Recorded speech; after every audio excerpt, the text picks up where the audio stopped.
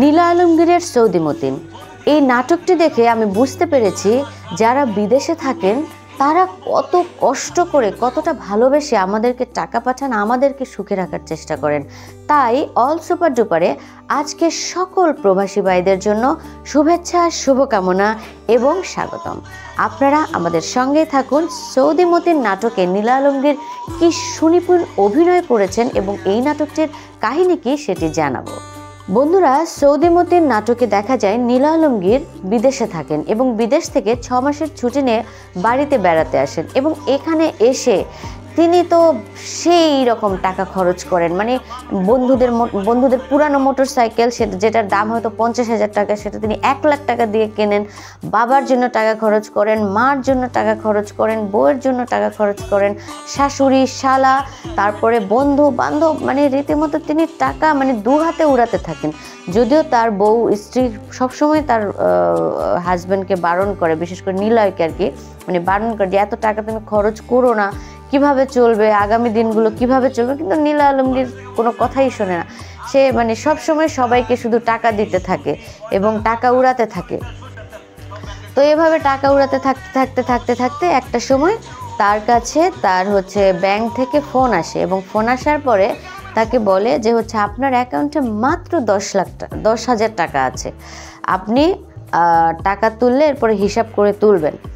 তো এইটা তো শুনে নীলা আলমগীরের রীতিমতো চিন্তা, কারণ মাত্র 4 মাস হয়ে গেছে আসছে, এখনও তাকে আরও 2 মাস থাকতে হবে, তারপরে আবার তাকে সৌদি ব্যাক করতে হবে, তো কিভাবে তিনি চলবে। তো এখানেই শুরু হয় ট্র্যাজেডি। এখানে দেখা যায় যে এরপরে নীলা আলমগীর তার টাকা আর খরচ করতে পারেন এবং অ্যাকাউন্ট থেকে টাকা নাই হয়ে যায়।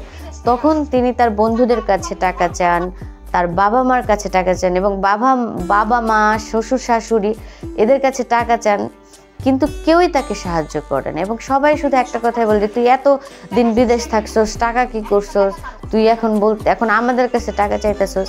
তখন নীলা আলমগীর যখন বলে যে আমি তো কষ্ট করে রোজগার করে আমি টাকা পাঠিয়েছি, কিন্তু তোমরা তো আমার জন্য কিছুই রাখোনি।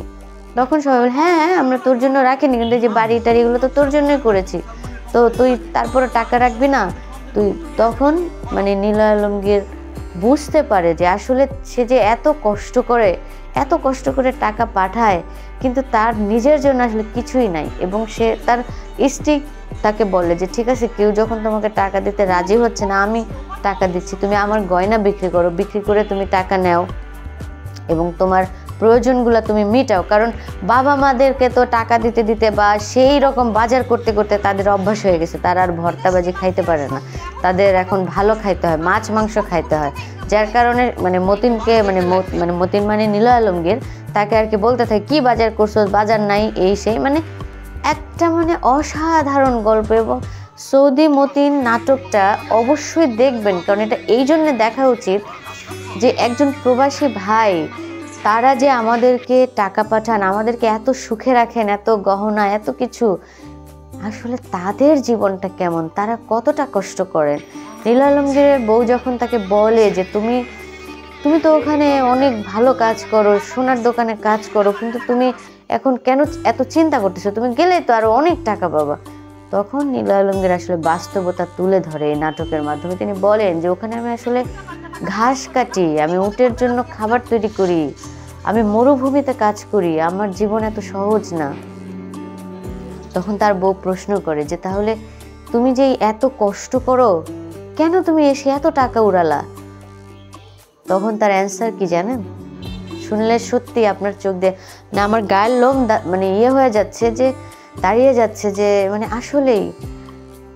তখন এই মতিন বলে যে আসলে আমি তো ওখানে কারো ভালোবাসা পাই না, সম্মান পাই না, সারাদিন শুধু গালিগালাজ, লাথি, মায়ের এসবের মধ্যে দিয়ে জীবন পার করে 2 টাকা রোজগার করি। তো দেশে যখন আসি তখন এই টাকা দিয়ে মানুষের কাছ থেকে সম্মান কিনতে চাই, ভালোবাসা কিনতে চাই, আর এই কারণেই এত কষ্টের টাকা এভাবে উড়াইছি। একবার ভাবুন তো এই ভাইরা কত কষ্ট করে, যাদের সন্তান, যাদের স্বামী, যাদের ভাই বিদেশে থাকেন, বিদেশে থেকে টাকা রোজগার করেন, আপনাদের জন্য পাঠান বা আমাদের জন্য পাঠান, প্লিজ আপনাদের কাছে রিকোয়েস্ট, টাকাগুলো নষ্ট করবেন না। এটা কখনো ভাববেন না যে হচ্ছে টাকা পাঠাইছে আমি এটা কিনবো, এটা কিনবো, ওটা কিনবো, এই করবো। প্লিজ তাদের এত পরিশ্রমের টাকা নষ্ট করবেন না প্লিজ। এবং তাদেরকে সুখ দেন। তারা যখন দেশে আসে, বেড়াতে আসে, কখনো তাদের কাছে কিছু প্রত্যাশা করেন না। তাদেরকে একটু ভালো রাখার চেষ্টা করেন। অবশ্য না, সবাই সমান হয় না, নিশ্চয়ই অনেক ফ্যামিলি তো এরকম আছেই যারা সন্তান ভাইকে সত্যি ভালোবাসে, মর্যাদা দেয়, বোঝে তাদের কষ্টটা। তো কষ্টটা বোঝেন। এবং নীলা আলমগীরের বউ এই সৌদি মতিন নাটকে দেখা যায় তার বউ প্রেগনেন্ট হয়ে যায় এবং সে যেতে চায় না, কারণ তার সন্তান আসবে, সে যেতে চায় না, কিন্তু তারপরেও তাকে যেতে হয়। কারণ এই যে জীবিকার জন্য, সন্তানের ভবিষ্যতের জন্য এতদিন বাবা মার কথা চিন্তা করেছে, শ্বশুর শাশুড়ি, বন্ধু বান্ধব এদের কথা চিন্তা করেছে, কিন্তু এখন সন্তানের কথা চিন্তা করতে হচ্ছে। আর সন্তানের জন্য আবার তাকে বিদেশে যেতে হবে। তো যাই হোক বন্ধুরা, আপনারা এই সৌদি মতিন নাটকটা অবশ্যই দেখবেন, অবশ্যই দেখবেন, কারণ সত্যি একটি অসাধারণ নাটক। হয়তো আমি আমার এই কথার মাধ্যমে বা এই ভিডিওর মাধ্যমে আমি পুরোটা আপনাদেরকে তুলে ধরতে পারিনি, অত ভালোভাবে হয়তো ফুটিয়ে নাও ধরতে পারি, কিন্তু নাটকটা দেখলে আপনারা বুঝতে পারবেন। আমি আপনাদের গ্যারান্টি দিচ্ছি আপনাদের ভালো লাগবেই, ভালো লাগবেই। যাই হোক বন্ধুরা, তো সবাই ভালো থাকুন, সুস্থ থাকুন, আর অবশ্যই নীলা আলমগীরের জন্য দোয়া রইল, তিনি যেন আরও সুন্দর সুন্দর চমৎকার নাটক আমাদেরকে উপহার দেন। আজকের মতো এ পর্যন্তই, বিদায়।